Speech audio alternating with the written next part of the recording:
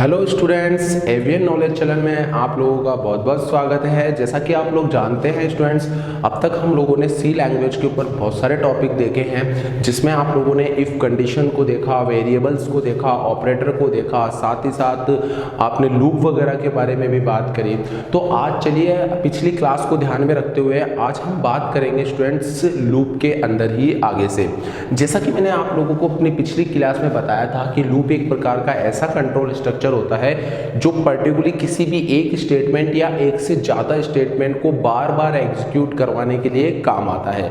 यानी कि जहां भी हमें प्रोग्रामिंग में किसी एक स्टेटमेंट को या उससे ज़्यादा भी हो तो उनको पर्टिकुलरली बार बार एग्जीक्यूट कराना है एक लिमिटेड क्राइटेरिया तक, तो हम लूप का इस्तेमाल कर सकते हैं। तो देखिए आज हम उसी लूप को थोड़ा सा आगे कंटिन्यू करेंगे और देखेंगे कि लूप के अंदर और क्या हो सकता है। देखिए स्टूडेंट्स, आपने सिंपल लूप में यानी कि आपने फॉर लूप देखा, व्हाइल लूप देखा और डू व्हाइल लूप देखा। इन तीनों लूप के ऊपर हमने बेसिकली सिंपल सिंटैक्स के साथ एक एक प्रोग्राम और इनका इंट्रोडक्शन देख लिया था अपनी पिछली क्लास में। आज हम बात करेंगे स्टूडेंट्स लूप के थोड़े एडवांस पार्ट, जिसे हम लोग कहते हैं नेस्टेड लूप। देखिए स्टूडेंट, नेस्टेड लूप क्या होता है? नेस्टेड लूप का मतलब होता है स्टूडेंट्स यहाँ पे, जैसे मैंने अपनी पिछली क्लास में आप लोगों को बताया था कि एक इफ के अंदर कोई दूसरी इफ कंडीशन को जब चलाया जाता है तो वो एक प्रकार की नेस्टेड इफ कहलाती है। उसी प्रकार से हम लूप के अंदर भी क्या कर सकते हैं, कोई दूसरा लूप चला सकते हैं। इसी प्रक्रिया को या इसी प्रोसेस को आप लोग क्या कहेंगे, नेस्टेड लूप कहा जाता है। तो नेस्टेड लूप भी एक बहुत यूजफुल कॉन्सेप्ट होता है हमारे लिए C and C plus plus language में, या इवन आगे की और भी जितनी भी लैंग्वेजेस होती है उन सब में नेस्टेड लूप का भी एक बहुत बड़ा रोल है, क्योंकि मल्टीपल डेटा पे काम करने के लिए या कुछ स्टेटमेंट्स ऐसी होती है जहां पर हमें नेस्टेड लूप की जरूरत बहुत ज़्यादा हो जाती है। तो चलिए आज हम यही बात करेंगे कि एक नेस्टेड लूप का सिंटैक्स क्या हो सकता है, लूप के अंदर लूप को कैसे चलाया जा सकता है, अगर कंपाइलर लूप के अंदर लूप को पढ़ता है तो वो किस तरह से स्टेप्स को फॉलो करेगा और कैसे पढ़ेगा। तो चलिए शुरू करते हैं आज का हमारा जो टॉपिक है नेस्टेड लूप, इसके बारे में। तो देखिए स्टूडेंट्स, नेस्टेड लूप के अंदर पहले मैं आपको एक चीज और बता देता हूं। जैसे कि आप लोग जानते हैं लूप के अंदर तीन टॉपिक आते हैं हमारे पास, फॉर लूप, व्हाइल लूप और do while loop. It is not necessary कि आप फॉर लूप के अंदर ही फॉर लूप चलाएं या व्हाइल के अंदर व्हाइल या डू व्हाइल के अंदर डू व्हाइल। आप किसी भी लूप के अंदर किसी भी अनदर लूप को चला सकते हैं। इसमें कोई भी मतलब आपकी किसी भी प्रकार की प्रॉब्लम नहीं होगी प्रोग्रामिंग में। लेकिन ध्यान रखिए दोस्तों कि अगर हम किसी भी लूप के अंदर कोई दूसरा लूप चलाते हैं तो उसके लिए आपका लॉजिक और कॉन्सेप्ट पहले से क्लियर होना चाहिए, क्योंकि अगर आप कंप्यूटर को इनसाइड लूप यानी कि नेस्टेड लूप का इंस्ट्रक्शन देते हैं तो आपका लॉजिक और कॉन्सेप्ट पे डिपेंड करता है कि आपका प्रोग्राम कैसा होगा। तो चलिए बात करते हैं सबसे पहले नेस्टेड लूप के बारे में। जैसा कि मैं आपको सिंपली पहले आज इंट्रोडक्शन है तो आज हम इसका बिल्कुल सिंपल सा प्रोग्राम देखेंगे कि कंपाइलर नेस्टेड लूप को कैसे पढ़ता है। तो देखिए स्टूडेंट्स, होता क्या है नेस्टेड लूप के अंदर, सबसे पहले हम लोगों ने देखा था पिछली क्लास में कि हमने एक फॉर लूप बनाया था और कुछ इस तरह से इस फॉर लूप को चलाया था, जिसमें हमने तीन पर्टिकुलर स्टेटमेंट्स दी थी, जिसमें आपका इनिशियलाइजेशन आता है, कंडीशन आता है और इंक्रीमेंट और डिक्रीमेंट आता है। और फिर इस पर्टिकुलर फॉर लूप की बॉडी के अंदर हम लोगों ने कुछ स्टेटमेंट्स रन कराए थे। तो ये तो था दोस्तों सिंपल लूप, जो एक पर्टिकुलर इस बॉडी के अंदर मौजूद जितने भी स्टेटमेंट्स होते हैं उनको मल्टीपल बार क्या करा देता है, रन कराता है, एग्जीक्यूट कराता है। आज हम बात करेंगे कि इसी लूप के अंदर अगर मैं कोई अनदर एक और लूप ले लेता हूं, यानी कि कोई दूसरा लूप ले लेता हूं, तो इस तरह से मैं क्या कर सकता हूं स्टूडेंट्स, इसको मल्टीपल टाइम्स यानी कि नेस्टेड लूप के फॉर्मेट में भी चला सकता हूं। चलिए अब बात करेंगे कि नेस्टेड लूप तो आपने देख लिया कि कुछ इस तरह का सिंटैक्स होता है, इसमें आप लूप के अंदर कितने भी लूप्स का इस्तेमाल कर सकते हैं। बट बात यह आती है मेनली कि इस लूप को कंपाइलर को किस तरह रीड करना पड़ता है, यानी कि कंपाइलर इस लूप को किस तरह से रीड करता है। देखिए स्टूडेंट्स, प्रोग्रामिंग के अंदर सबसे बड़ा फंडा यही है कि अगर आप किसी भी प्रकार के कॉन्सेप्ट को पढ़ रहे हैं या कोई भी टॉपिक अगर आप पढ़ रहे हैं तो उस टॉपिक में आपको मेनली ये पता होना जरूरी हो जाता है कि एक हमारा कंपाइलर कंपाइलर उस पर्टिकुलर टॉपिक पे किस तरह से रिएक्शन करेगा, साथ ही साथ वो उस टॉपिक को किस तरह से पढ़ेगा, ये सारी बातें आपको पता होना जरूरी है। क्योंकि जब आपको मालूम होगा कि एक कंपाइलर किसी भी पर्टिकुलर स्टेटमेंट को किस तरह से रीड करता है तो आप उसी के अकॉर्डिंग अपने लॉजिक और अपने कॉन्सेप्ट बना सकते हैं। तो चलिए शुरू करते हैं। जैसा कि मैंने आपको बताया दोस्तों कि कंपाइलर सबसे पहले इस फॉर लूप के अंदर जाएगा और जैसे ही वो फॉर लूप के अंदर जाएगा और यहाँ पर अगर उसको किसी भी प्रकार की कंडीशन ट्रू मिलती है तो वो अंदर आएगा और अंदर आने के बाद अब वो आपके इस फॉर लूप को पढ़ेगा और जैसे ही वो इस फॉर लूप को पढ़ेगा तो वो इसकी बॉडी में आएगा। अब यहाँ पे ध्यान देने वाली बात यह है दोस्तों कि जब कंपाइलर अभी 8% टाइम हमारा कंपाइलर कहाँ पर मौजूद है, इस वाली बॉडी में मौजूद है। अगर कंपाइलर जब यहाँ पर है तो वो तब तक यहाँ पर रहेगा, यानी कि वो इसी लूप में तब तक काम करेगा जब तक कि इस लूप की पर्टिकुलर कंडीशन क्या नहीं हो जाती है, फॉल्स नहीं हो जाती है। जैसा कि मैंने अपनी पिछली क्लास में लूप की क्लास में पहले ही बता चुका हूँ आपको दोस्तों कि एक कंपाइलर जब लूप की बॉडी में आ जाता है तो वो उसकी बॉडी से तब तक बाहर नहीं जाएगा, यानी पर्टिकुलर उस एरिया से तब तक बाहर नहीं जाएगा जब तक कि उसकी कंडीशन क्या नहीं हो जाती है, यहाँ पे फॉल्स नहीं हो जाती है। तो आपको ये चीज बहुत अच्छे से ध्यान रखनी है कि कंपाइलर लूप को इस तरह से पढ़ता है कि जब तक उसकी कंडीशन फॉल्स नहीं हो तब तक वो उसकी बॉडी यानी उसकी लूप को एग्जीक्यूट कराता रहेगा। तो अब इस कॉन्सेप्ट को हम एक छोटे से प्रोग्राम की मदद से समझने की कोशिश करते हैं कि इसके ऊपर किस तरह से काम होगा। देखिए दोस्तों, इसको एक पर्टिकुलरली समझने के लिए मैं आपको एक बहुत बेसिक सा सिंटैक्स और बेसिक सा कॉन्सेप्ट क्लियर कर देता हूं आप लोगों का, जिससे हमें आसानी से समझ में आ जाएगा। देखिए दोस्तों, नेस्टेड लूप क्या होता है? नेस्टेड लूप की मदद से करने को तो हम बहुत सारे टाइप के काम कर सकते हैं, लेकिन अभी के लिए आपको ये चीज़ बहुत अच्छे से समझ में आ जाए, एक आपका कॉन्सेप्ट अच्छे से क्लियर हो जाए, इसके लिए हम लोग क्या करेंगे, यहाँ पे हम लोग क्या करते हैं दोस्तों, जैसे मान लीजिए मुझे कुछ स्टार्स यहाँ पे प्रिंट करने हैं। मैं एक छोटा सा एग्जाम्पल लेके चल रहा हूँ सिंपली, उससे थोड़ा सा आपका कॉन्सेप्ट क्या हो जाएगा तो स्टूडेंट्स क्लियर हो जाएगा। तो देखिए क्या करना है हमारे को कि मेरे पास यहाँ पे कुछ स्टार्स है। अब देखिए होता क्या है, अब तक आप लोगों ने क्या किया था कि अगर मैं इन स्टार्स को प्रिंट करना चाहता हूँ तो अगर मान लीजिए कि मैं पर्टिकुलर इस एक लाइन को प्रिंट करना चाहता हूँ तो मुझे नेस्टेड लूप की रिक्वायरमेंट नहीं होती है। क्यों नहीं होती है? क्योंकि एक लाइन तो मैं सिंपली मेरे एक सिंगल लूप की मदद से भी चला सकता हूँ। लेकिन बात यहाँ पे क्या हो रही है स्टूडेंट्स की लूप के अंदर आपको देखने को मिल रहा होगा कि मुझे एक लाइन से पार नहीं पड़ेगी, मुझे इसी तरह से दोबारा एक और लूप चलाना पड़ेगा जिसके अंदर और लाइंस प्रिंट हो रही है, फिर और लाइंस प्रिंट हो रही है। यानी कि आपके पास देखने को ऐसा कुछ सिंटैक्स आ रहा हो कि आपके पास एक प्रकार की टेबल यहाँ पे क्रिएट होने जा रही है। तो आपको कभी भी अगर इस टाइप का कोई वर्क करना पड़ जाए या मल्टीपल टाइप के स्टेटमेंट्स को कुछ इस तरह से डिस्प्ले करना पड़ जाए तो वहां पर हम लूप के अंदर कौन सा टॉपिक काम में लेंगे स्टूडेंट्स? नेस्टेड लूप काम में लेंगे। अब देखते हैं कि इस चीज को हम एग्जैक्टली हमारे प्रोग्राम में किस तरीके से क्रिएट कर सकते हैं। तो चलिए शुरुआत करते हैं इस पर्टिकुलर प्रोग्राम को बनाने की कि इसका यूज हम किस तरह से यहाँ पे कर सकते हैं। तो देखिए स्टूडेंट्स, इसको यूज में लेने के लिए हम लोग क्या करेंगे, सबसे पहले जैसे कि मैंने आप लोगों को पहले ही मेरे सारे सी लैंग्वेज में जितने भी बेसिकली स्टार्टिंग होती है प्रोग्राम की वो मैंने अपनी पिछली वीडियो क्लासेस में अच्छे से समझा रखी है कि आपको पहले हेडर फाइल्स लगानी है, फिर वॉइड मेन लगाना है, फिर आफ्टर दैट उसमें कोड लिखना है।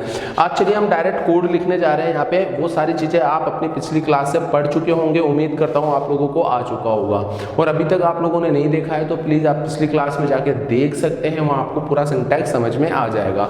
आज हम बात कर रहे हैं नेस्टेड लूप के अंदर कुछ इस टाइप के पैटर्न को प्रिंट करने की। तो देखिए दोस्तों, इस टाइप के पैटर्न को मैं कुछ इस तरह से टेबल्स में डिवाइड कर देता हूं तो जिससे आपको थोड़ा और इजी हो जाएगा समझने में।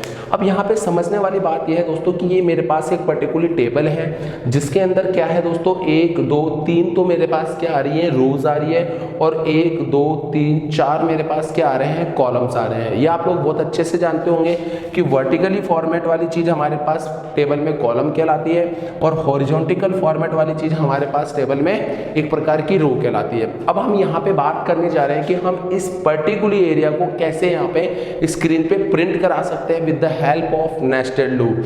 देखिए स्टूडेंट्स, नेस्टेड लूप में अंदर अगर आपको ये पर्टिकुलर कॉन्सेप्ट समझ में आ गया तो इस स्टार के ऐसे हजारों लाखों प्रोग्राम्स होते हैं हमारे पास जिनको आप गूगल पे जाके सर्च करके भी वहां से अपने कॉन्सेप्ट और अच्छे से क्लियर कर सकते हैं। क्योंकि इस टाइप के स्टार्स के जितने भी प्रोग्राम्स होते हैं स्टूडेंट्स, ये बहुत सारे होते हैं, ये हम अपनी वीडियो क्लासेस में कवर नहीं कर पाएंगे क्योंकि ये बहुत सारे हैं।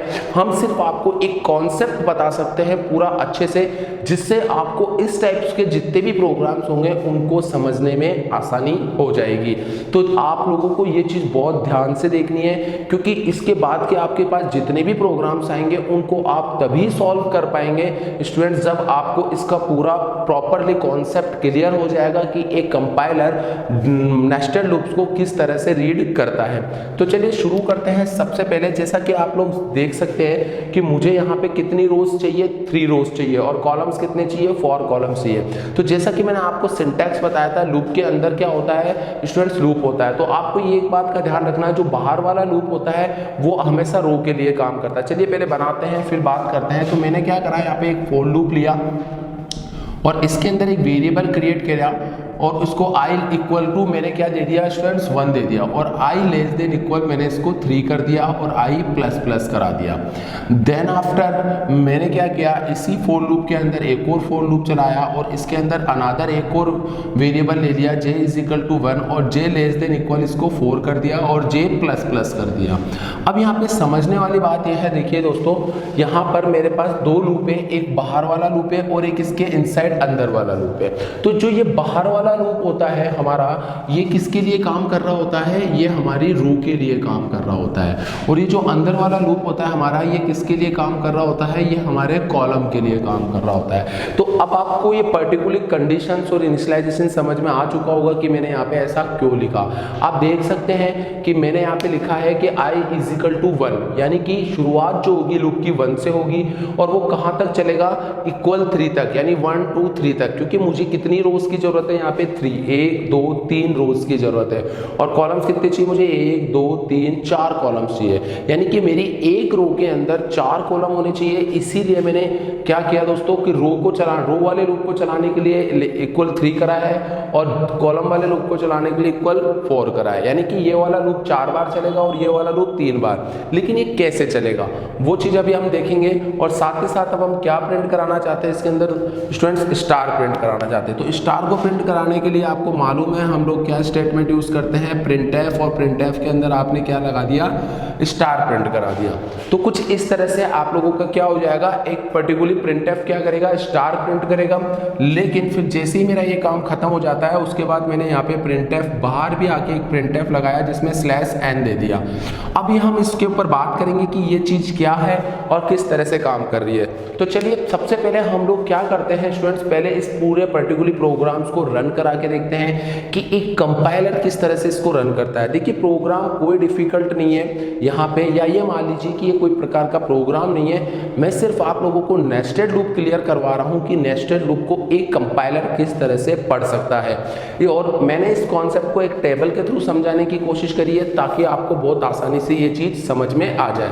तो चलिए बात करते हैं, इसको बिल्कुल प्रॉपर तरीके से पढ़ने की कोशिश करते हैं, जैसे कि आप लोगों को मालूम है कि हम पहले भी लूप को अच्छे से पढ़ चुके हैं। तो देखते हैं कि कैसे काम करता है। आपको पता है स्टूडेंट्स कि सबसे पहले कंपाइलर ऊपर वाले लूप के अंदर आएगा, तो जैसे ये इस लूप के अंदर आता है मेरे पास, तो मैं यहाँ क्या करता हूँ कि अपने पास एक वेरिएबल मेमोरी क्रिएट कर लेता हूँ, एक i और एक j। जैसे कि आपको पता है कि जब भी कंपाइलर किसी भी वेरिएबल को देखता है तो उसकी मेमोरी मशीन में क्रिएट कर देता है, और फिर उस पर्टिकुलर मेमोरी में आपने कितनी वैल्यू इनिशियलाइज करी है, 1, तो मैंने यहाँ पे पास करा दी अभी के लिए 1। फिर आफ्टर दैट ये आगे वाली कंडीशन पे जाएगा और चेक करेगा कि i लेस देन इक्वल है क्या 3 के, तो i में मेरे पास रखा हुआ है 1, 1 लेस देन है 3 के, बिल्कुल है। कंडीशन यहाँ पे आते ही मेरी क्या हो गई, ट्रू हो गई, और ट्रू होते ही आपको मालूम है ये इसके अंदर चला जाएगा, यानी कि इस पर्टिकुलर बॉडी में चला जाएगा जो कि इसका हिस्सा है। अब जैसे ही यहाँ आएगा तो ये अब अपने इस लूप को पढ़ना शुरू करेगा। अब जैसे ये इस लूप को पढ़ता है यहाँ पे, तो देखिए यहाँ पे j का मान क्या कर देगा, ये 1 कर देगा, तो मशीन में j बना और उसका मान भी हमने 1 कर दिया। अब आगे जाकर ये पढ़ेगा कि j छोटा है क्या 4 से, बिल्कुल सही बात है कि j क्या होता है यहाँ पे, छोटा है ना 4 से, तो कंडीशन ट्रू होते ही अपने इसकी बॉडी में आ जाएगा। और और इसकी बॉडी में आते ही आपने इसे क्या इंस्ट्रक्शन दे रखा है कि प्रिंट कर दीजिए एक स्टार को, यानी कि स्क्रीन पे कौन सी वैल्यू प्रिंट हो जाए, एक स्टार। तो मान लीजिए कि मेरे पास क्या होगा, एक स्टार यहाँ पे प्रिंट हो गया। फिर ये क्या करेगा दोस्तों, देखिए जैसे मैंने बताया कि कंपाइलर अभी 8% टाइम आपकी इस स्टेटमेंट पे रुका हुआ है। तो अब कंपाइलर इस स्टेटमेंट से कहां जाएगा, उसके पास 2-3 ऑप्शन है, या तो वो परमानेंट बाहर निकलेगा, या फिर वो घूम के इसी लूप के पास जाएगा, या फिर वो घूम के इस लूप के पास जाएगा। तो इस चीज को थोड़ा ध्यान से समझना है आपको कि कंपाइलर अब इस बार जब कंपाइलर मेरा अभी यहां मौजूद है तो कंपाइलर यहां से सीधा इसी लूप के पास जाएगा, यानी जे के पास जाएगा, आई के पास नहीं जाएगा। उसका सिंपल सा कारण यह है स्टूडेंट्स, जैसा कि मैंने आपको पहले ही बताया था कि एक कंपाइलर जब किसी भी बॉडी के अंदर आ जाता है तो वो उससे तब तक बाहर नहीं जा सकता जब तक कि उसकी कंडीशन क्या नहीं हो जाती है, फॉल्स। तो देखिए जब वो इस पर्टिकुलर फॉर लूप की कंडीशन पढ़ के जब वो अपनी इस बॉडी में आया और फिर उसके बाद उसने इस फॉर लूप को रीड करा, तो इस फॉर लूप को रीड करने के बाद वो पर्टिकुलर इस स्ट्रक्चर यानी इसकी बॉडी में आया।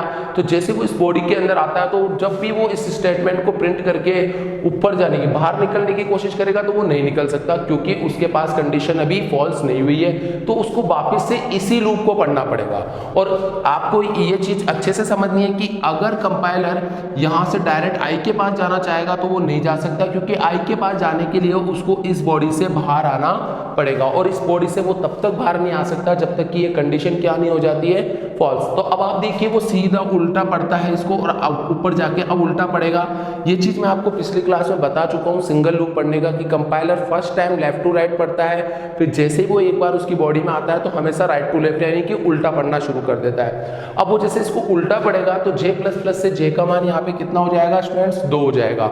और फिर कंडीशन को पढ़ेगा तो जे लेस देन इक्वल है क्या, 4 के, बिल्कुल सही बात है, ट्रू हो गई। ट्रू होते ही अंदर आएगा, फिर अगेन क्या प्रिंट करा देगा, आपका एक स्टार प्रिंट करा देगा।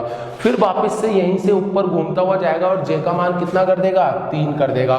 फिर अगेन कंडीशन पड़ेगा तो कंडीशन फिर ट्रू हो जाएगी और अंदर आएगा और क्या प्रिंट करेगा, स्टार प्रिंट कर देगा।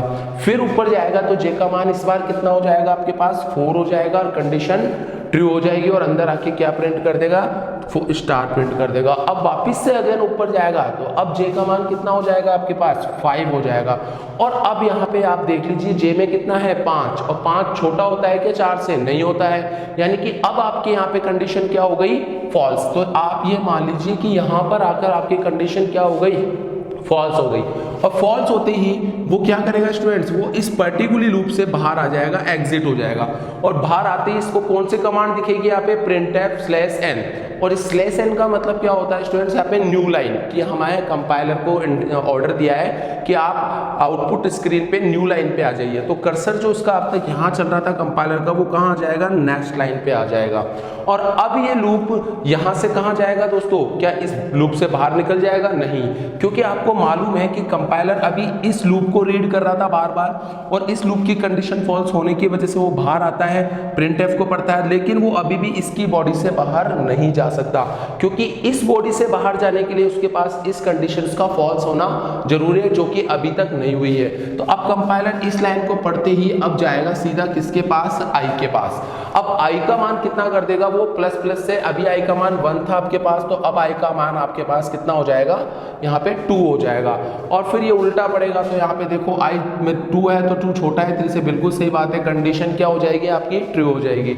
अब अंदर आएगा। अब देखिए दोस्तों, जब कंपाइलर किसी भी लूप से बाहर निकल जाता है और फिर दोबारा से अगर उस लूप को पढ़ता है तो वो वापस शुरुआत से उसकी शुरुआत करता है। जैसे कि वो वापस से फॉर लूप को बिल्कुल शुरू से पढ़ेगा, तो अब जे बराबर फिर 1 करेगा वो यहाँ पे, यानी कि यहाँ पर इसका मान फिर कितना हो जाएगा, 1 हो जाएगा आपके पास। और इसका मान 1 होते ही फिर अगेन कंडीशन ट्रू, फिर अंदर आएगा, स्टार प्रिंट कर देगा आपके पास। और फिर इसी तरह से अब ये ऊपर जाएगा तो जे का मान 2 हो जाएगा, यानी कि कुल मिला के अब ये लूप वापिस से कितनी बार चलेगा, कुछ इस तरह से 3, 4 और 5 पे फॉल्स हो जाएगा, और आपके कुछ इस तरह से चारों स्टार वापिस से प्रिंट हो जाएंगे। और फिर ये बाहर आएगा इससे लूप से, तो प्रिंट /n से इसको नेक्स्ट लाइन पे ले आया जाएगा, और फिर यहीं से ये वापस आई के पास जाएगा, और आई का मान इस बार कितनी हो जाएगा आपके पास, 3 हो जाएगा। और कंडीशन ट्रू होगी और अंदर आकर फिर ये लूप आपके पास कितनी बार चलेगा दोस्तों, 4 बार। यानी कि कुछ इस तरह से 1 2 3 4 और 5 में ये फॉल्स हो जाएगा। फॉल्स होकर जब ये बाहर आएगा तो स्लैश एन क्या करिए, यानी आपके पास ये 4 बार चला तो इसने 4 बार स्टार प्रिंट कर दिया, और फॉल्स होकर जब बाहर आया तो स्लैश एन इस कर्सर को वापस नेक्स्ट लाइन पे ले आएगा। अब ये ऊपर जाएगा तो i प्लस प्लस से अब इस बार आपका मान i का मान 4 हो जाएगा, और कंडीशन इसकी भी क्या हो जाएगी स्टूडेंट्स, फॉल्स हो जाएगी। और अगर इसकी कंडीशंस आपकी क्या हो जाती है, फॉल्स हो जाती है, तो कंपाइलर यहीं से सीधा एग्जिट हो जाता है बिल्कुल बाहर की तरफ। यानी कि आपका जो मेन लूप है अगर वही फॉल्स हो गया तो वो सीधा बाहर आ जाएगा, अंदर वाले लूप को देखेगा भी नहीं। तो कुल मिला के आपने देखा दोस्तों कि हम लोग जो चाहते थे कुछ इस तरह से स्टार प्रिंट करना, वो स्टार मेरे प्रिंट हो चुके हैं। तो आपने देखा किस तरह से मल्टीपल स्टेटमेंट के ऊपर, यानी कि आप ऐसे कह सकते हैं कि कुछ टेबल टाइप का सिंटैक्स बनाने के लिए हमने किस तरह से एक नेस्टेड लूप का इस्तेमाल किया।